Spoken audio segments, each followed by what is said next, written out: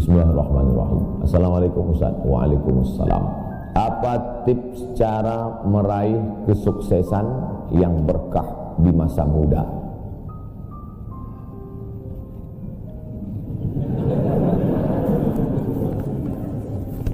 Saya tidak pernah bercita-cita menjadi apapun. Cita-cita saya dulu cuma satu, bagaimana membahagiakan orang tua. Itu saja. Ya Allah, aku sekolah, tak tahu dulu pulang mau jadi apa. Yang penting bisa membahagiakan orang tua. Itu saja. Jadi setelah itu sampai, ya sudah, bisa menyenangkan hati orang tua, bisa, itu saja. Maka selalu saya sampaikan di kampus-kampus kepada mahasiswa, kalian kalau belum bisa membahagiakan orang tua, jangan menyusahkan orang tua. Ini kadang baru ngelihat namanya aja di HP dah kumat darah tinggi mana. Kalau belum bisa membahagiakan dia, jangan menyusahkan dia. Maka saya di Mesir 4 tahun tak pernah saya minta duit.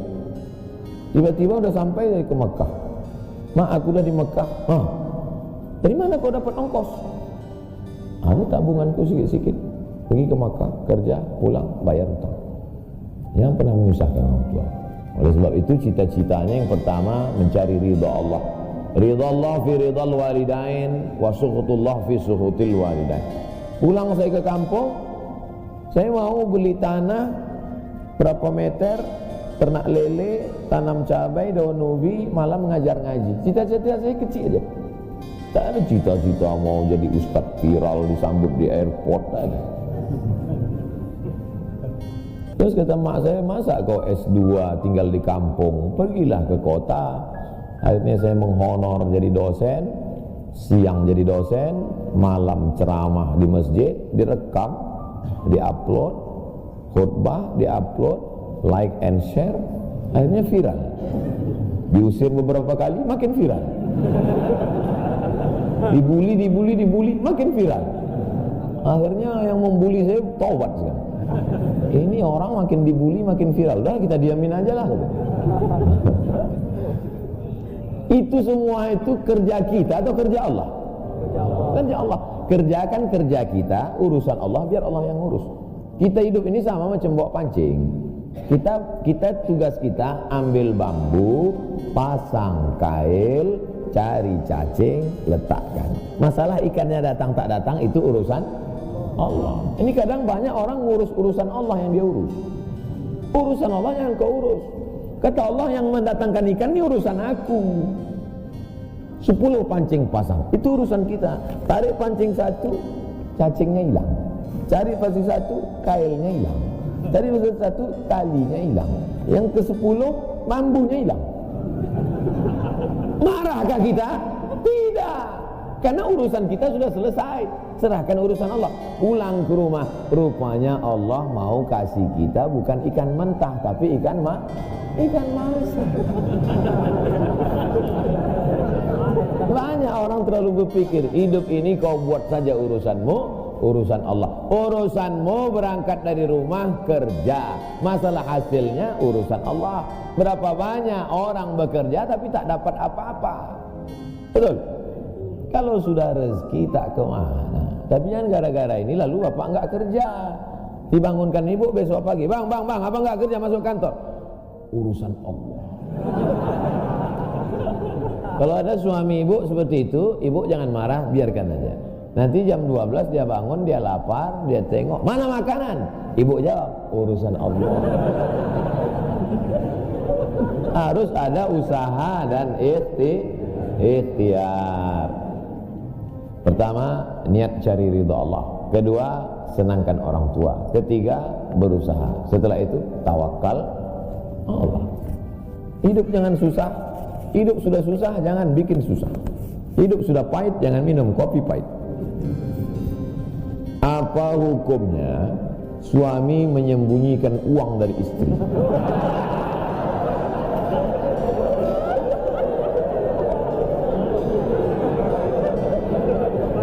Bang, kata istrinya. Bang, ini duit apa bang? Duit sial. Oh, duit sial, udah kusembunyikan kau dapat juga.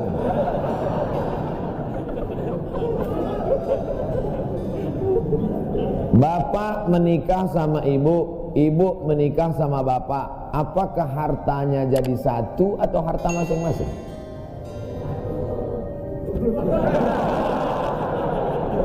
Mereka mau hartanya jadi satu dan bapak ketakutan. Itu yang saya baca. Sekarang kita baca ayatnya.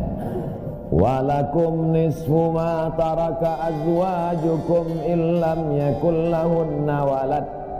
Kalau istrimu meninggal kau dapat 50% hartanya kalau tidak ada anak.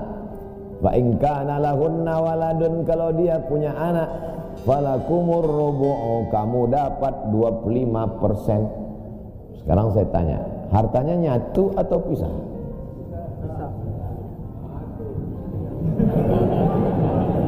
Memang kalau belum sarapan susah nangkap. Saya ulang sekali lagi. Walakum nisfu ma taraka azwajukum. Hai para suami, kamu dapat setengah harta istrimu kalau tidak ada anak. Fa in kana lahunna waladun, kalau ada anak kamu dapat 1/4. Artinya hartanya misah. Harta bapak beda, harta ibu beda. Ibu kerja, punya kebun, punya tanah, punya speedboat, itu harta dia. Bapak punya usaha, harta bapak. Meninggal ibu, 50% untuk bapak. Apa beda harta ibu dengan harta bapak? Di dalam harta bapak ada hak ibu, dalam harta ibu tidak ada hak bapak. Takbir. Saya ulang sekali lagi. Ibu menikah dengan bapak, bapak menikah dengan ibu, ibu bawa harta, bapak bawa harta. Bedanya apa? Dalam harta bapak ada hak ibu, dalam harta ibu tidak ada hak bapak. Kenapa dalam harta bapak ada hak ibu? Karena bapak wajib memberi nafkah. Kewajiban bapak 5. Pertama, kasih makan. Kedua, kasih pakaian. Ketiga, kasih tempat tinggal. Keempat, kasih pendidikan. Kelima, kasih perhatian. Lebih dari yang ini, itu bukan milik mereka lagi.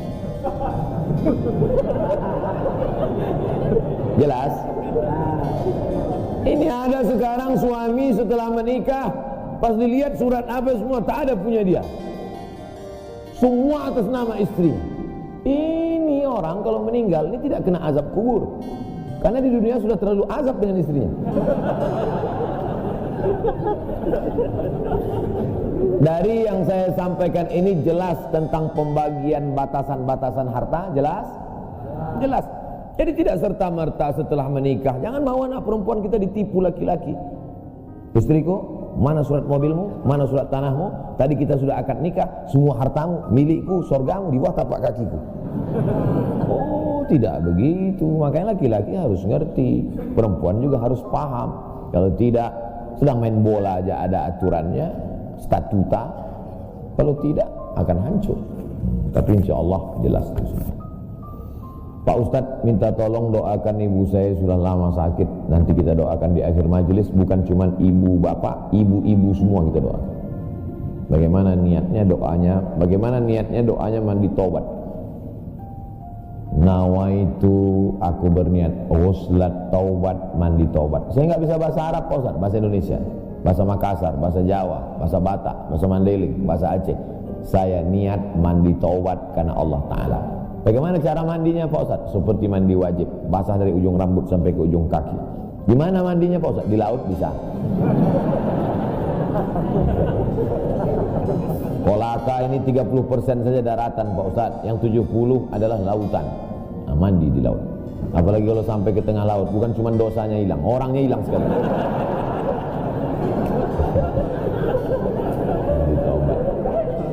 Setelah mandi taubat, salat sunat taubat, usolli sunnatat taubat raka'ataini lillahi ta'ala. Ayatnya bebas. Ayat apa yang paling panjang? Hafal kau amma yatasaalun? Tidak. Wadduha? Tidak. Kulhu? Hafal apa saja kulhu. Di sujud terakhir banyak berdoa. Berapa kali solat sunat taubat sehari? Sebanyak-banyaknya. Kami dulu dipesankan guru kami, pagi solat sunat taubat, siang solat sunat taubat, petang solat sunat taubat, sebanyak-banyaknya solat sunat taubat, solat sunat taubat, solat sunat taubat, solat sunat taubat. Usolli sunat taubat raka'atain lillahi ta'ala.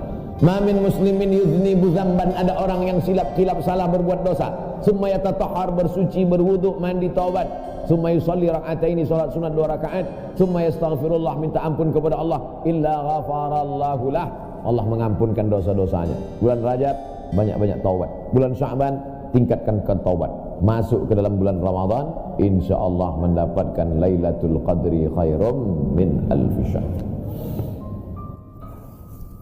Ustaz, kiat-kiat apa yang kami lakukan sebagai guru kepada anak didik kami sebelum dan sesudah mengajar agar ilmu mudah dimengerti? SDIT Al-Farabi. Aristoteles, Socrates, Thales, Demokritos itu adalah pemikir-pemikir dari Greek, Yunani kuno. Pada masa abad kedua datang seorang khalifah bernama Abu Ja'far Al-Mansur. Semua buku-buku dari Yunani diterjemahkan. Nama lembaganya Dar Al-Hikmah, Dar Rumah Hikmah Ilmu Pengetahuan.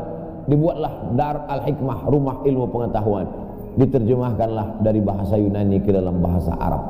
Akhirnya orang Islam pun jadi dokter, Avicenna. Karena orang barat payah menyebut Ibnu Sina. Averroes, Ibnu Rushd. Tapi ada seorang yang bergelar the second teacher. First teacher Aristoteles, second teacher Al-Farabi. Ternyata Al-Farabi ini bukan dari Arab, tapi dari Pomalaa. SDIT Al-Farabi. Ini supaya wali murid tahu, anak ibu di mana? SDIT Al-Farabi. Al-Farabi itu artinya apa? Ya SDIT. Al-Farabi itu di barat dia diberi gelar the second teacher. Guru pertama Aristoteles, guru kedua adalah Al-Farabi, saking cerdasnya. Artinya apa? Dia tidak hanya diakui dalam Islam tapi juga di luar Islam. Kenapa dikasih nama Al-Farabi? Karena ingin anak-anak kita dalam kepalanya tidak hanya fisika, biologi, kimia, matematika, bahasa Inggris, tapi juga dalam kepalanya ada Quran, hadis, fikih, akidah, akhlak, dan bahasa Arab. Sehingga nanti dia akan menjadi ekonom, tapi ekonom yang beriman. Dia akan menjadi filosof yang bertakwa. Inilah cita-cita alumni Al-Farabi insyaallah. Amin ya rabbal alamin. Nah, yang pertama kali menjadi guru itu adalah ikhlas. Karena kalau gurunya ikhlas, cakapnya masuk ke hati. Kalau dari mulut ke mulut juga masuknya. Tapi kalau dari hati ke hati juga masuknya. Kira-kira yang dari saya sampaikan tadi, saya mulai tadi jam 5.15, sekarang jam 6.05 dan 50 menit saya bicara. Masuk tak ke hati Bapak Ibu? Kalau tak masuk ke hati Bapak Ibu, berarti yang ceramah itu enggak dari hati. Dari mulut ke mulut juga masuk. Yang sampai ke mulut pun tak masuk. Nauzubillah. Yang pertama kali tulus ikhlas. Karena perbuatan yang paling tinggi amalnya adalah menjadi guru. Makanya saya lebih memilih menjadi guru. Saya sampai sekarang menjadi guru. Cuman saya tidak punya kelas. Dulu sempat jadi dosen, habis itu keluar. Kelas saya sekarang masjid, lapangan sepak bola, sama stadion, sama gedung olahraga, sport center Antam. Saya mengajar tidak lagi terbatas oleh dinding kelas. Semua tempat menjadi tempat mengajar. Guru yang pertama harus ikhlas. Yang kedua, tingkah laku perbuatannya. Guru digugu dan ditiru. Guru itu dari mulai cara minumnya aja diikut orang. Guru minumnya tangan kiri. Yang minum tangan kiri itu setan. Berarti kalau ada guru minum pakai tangan kiri, berarti guru setan. Hati-hati jadi guru. Oleh sebab itu maka guru ini luar biasa. Guru ini luar biasa Bapak Ibu. Perbuatan yang tidak putus setelah mati guru. PNS setelah mati putus. Jangan kan mati, pensiun aja putus, apalagi mati. Tapi guru. Saya dulu punya dosen, Kata dia, saya ini lulus hakim, tapi kemudian saya tinggalkan hakim, saya pilih jadi guru. Kenapa gitu Pak dosen? Karena kalau saya jadi hakim, 1 tahun ada 10 perkara, 10 senang kepada saya, 10 benci. Yang menang senang, yang kalah benci. Tapi menjadi guru, tidak akan ada murid saya yang benci kepada saya. Betul. Guru SD saya, berapa kali kepala saya diantukkannya ke tiang. Asal pelajaran saya nggak dapat, gantung. Begitu reuni, saya cium tangannya. Saya nggak sakit hati, ingat aja dikit. Datang saya belikan hadiah, saya cium tangannya, meleleh air mata saya. Betul, menjadi guru itu adalah nikmat. Maka saya pilih jadi guru. Guru nggak ada pensiunnya. Saya sampai mati saya tetap menjadi guru. Oleh sebab itu maka guru ini luar biasa. Guru pahlawan tanpa tanda jasa. Oleh sebab itu menjadi guru. Oh, tapi jangan gara-gara ini semua pegawai Antam keluar mau jadi guru. Memang ibu bukan guru, tapi ibu menjadi guru bagi anak-anak ibu. Bapak jadi guru bagi keluarga bapak. Itu kita sudah menjadi guru, insya Allah. Mak saya perempuan yang biasa, dia bukan guru, dia bukan PNS, dia bukan kepala sekolah, tapi dia menjadi guru bagi kami, anak-anak. Kalau kami pulang bawa main-mainan, dia tanya, mainan ini dapat dari mana? Dari jalan mak, antar ke tempat kau jumpa tadi, karena tak tahu itu punya siapa. Nanti di akhirat ini akan kau pikul menghadap Allah SWT. Sampai hari ini kalau ketemu barang-barang di jalan, tidak berani bawa pulang, ingat pesan almarhumah emak itu.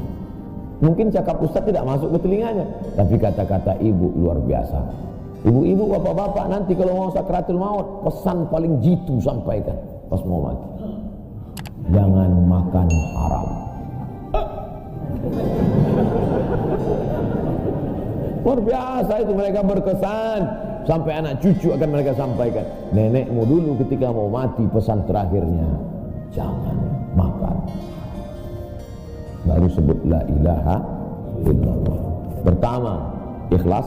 Yang kedua, perhatikan tindak tandukmu, kau dikuku dan ditiru. Yang ketiga, insya Allah bangkitkan semangat, karena setelah kau mati akan mengalir pahalanya. Abdul Somad kalau mati meninggal dunia, setiap bulan Rajab, bapak-bapak, ibu-ibu, anak-anak bapak, cucu bapak, ibu yang hadir-hadir nih, anakku yang kecil, setiap bulan Rajab mereka beramal. Abdul Somad sudah mati dimakan cacing tanah di Pulau Sumatera, di Riau, pahalanya tetap mengalir. Dari mana?